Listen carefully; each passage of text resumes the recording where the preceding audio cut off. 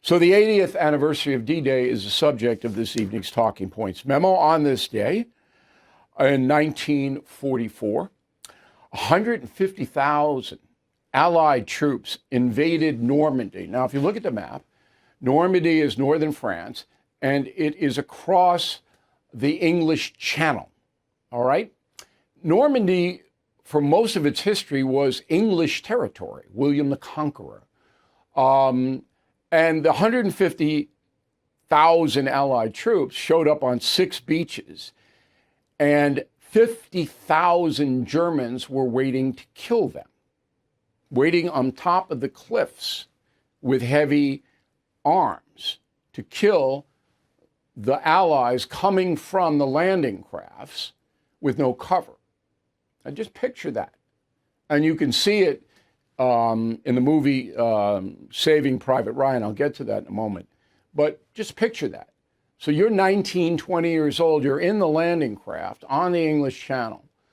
Your orders are to invade the beach. And on the beach, you have all these impediments, barbed wire, all of that. Okay. And then you have just yards away, guys with heavy machine guns, cannon, everything else shooting at you. And all around you, Americans and British and Canadians are getting killed or severely wounded. And you have to keep going. Just micro it, picture it. It's important. Okay, so on the day itself, 4,414 Allied troops were killed, 2,500 of them American. That's a big loss. Okay, it's not the biggest, all right, but it's huge. And then another 5,000 Americans were wounded, some of them severely, losing limbs, blinded, whatever it may be. About 9,000 Germans were killed, but we don't really know because the Third Reich wasn't telling anybody. About 9,000. All right, so the rest is history, as they say. The invasion succeeded. The Supreme Commander, Dwight Eisenhower, was the architect behind it, okay? And then the Allies moved into Europe, and Hitler's days were numbered.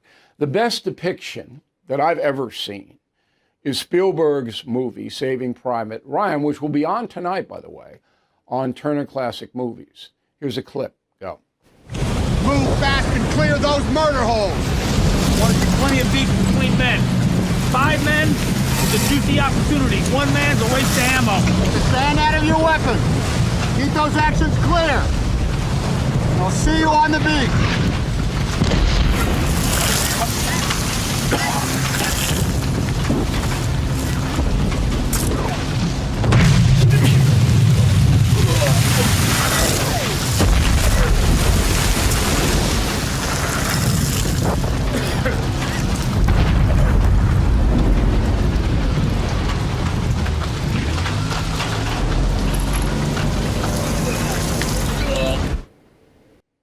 Okay, so the question now becomes, could Americans do that again today? It's a very valid question. We are a much softer society than we were in 1944. And that's because the Great Depression hardened Americans. The deprivation from 1929 into World War II was stunning. People had a fight to survive in this country. There were bread lines. All right, people didn't have enough to eat. They had nowhere to live. It was horrible. And that toughens people up. Then there was a sense of patriotism. All right, because of the bomb drop at Pearl Harbor, we were attacked by the Japanese, and a few days later, the insane Adolf Hitler declared war on the USA. All right. And that was the turning point against Hitler. It wasn't D-Day. It wasn't even Stalingrad, the worst battle in human history. It was the day Hitler declared war on the United States, because Hitler's high command, who weren't Nazis, they were soldiers, but they were in the Nazi cause, they knew that Germany wasn't going to beat the United States. And Tojo knew in Japan. They were fighting a stalemate. They thought, as the tyrants think today, that Americans did not have the courage to fight a war like that. It's exactly what's happened today. Now, they were wrong, Tojo and Hitler, obviously, because the United States didn't just defeat them. We crushed them with the help of our allies. But it was us that did it. And Killing Patton, Killing the Rising Sun, these are the best books, I think, and I'm bragging, about World War II.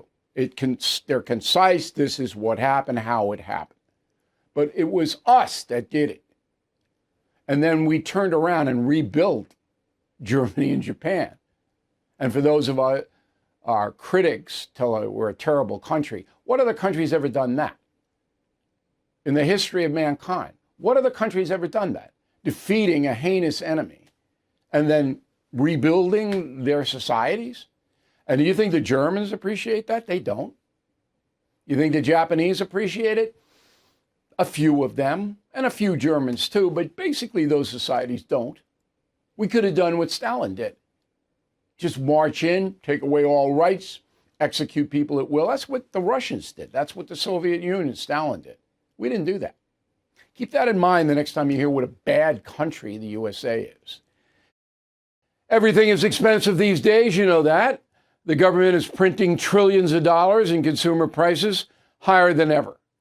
If the government continues its printing and spending, the dollar could continue its free fall and lose its coveted role as the world reserve currency. Let's hope that doesn't happen. But there are a few things you can do right now. American Hartford Gold can show you how to protect your money, your retirement, your hard-earned savings against inflation by helping you diversify a portion of your portfolio into physical gold and silver.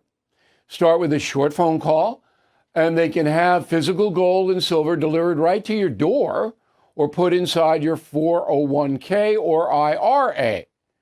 So please call or text them right now.